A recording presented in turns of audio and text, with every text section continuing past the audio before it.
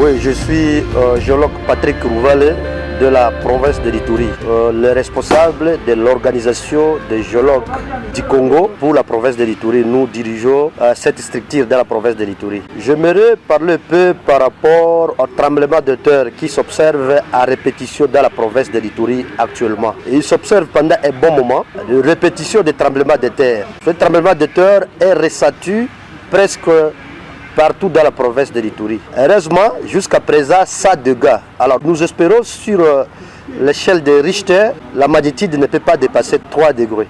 Alors, par là, j'aimerais encore expliquer que la province de l'Ituri fait face à la présence de lac de Graben, donc lac de fossé d'effondrement, le lac Albert ici. Et dans le lac Albert, nul n'ignore qu'il y a eu l'exploration. Par rapport à cette exploration, on a découvert que dans le lac Albert, il y a le pétrole de la Tikrinal. Donc la plupart des champs pétroliers se retrouvent du côté congolais, car le lac Albert, nous le partageons avec l'Ouganda. Mais par rapport à ce tremblement de terre, j'aimerais dire qu'il y a un phénomène de tremblement de la terre, on dit, chez nous les géologues, c'est quand la terre veut respirer, parce que la terre est étouffée par des chaleurs, de fortes chaleurs. Alors ces chaleurs sont dégagées par rapport à ces tremblements de terre. Le tremblement de terre peut aussi provoquer subitement l'éruption volcanique.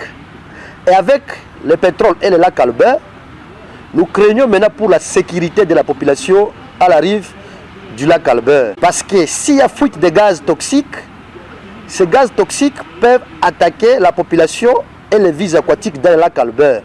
Et ces gens-là vont mourir. L'exemple le plus récent, nous parlons du Cameroun. Il y a 1980, j'ai pas oublié l'année, le lac Nyosso a fait face aux fuites de gaz. Et ces gaz toxiques avaient presque massacré toute la population au bord du lac Nyosso. La population et les animaux étaient morts à cascade. Pour éviter de tels dégâts, je suis venu ici, comme aussi membre de la société civile OSPC, pour demander au gouvernement congolais de commencer l'exploitation du pétrole dans le lac Albert. Parce que l'exploitation du pétrole dans le lac Albert va aider à rehausser l'économie à la République démocratique du Congo. Mais aussi, ça va épargner la population congolaise du danger de catastrophes naturelles. C'est ce que j'aimerais lancer comme message.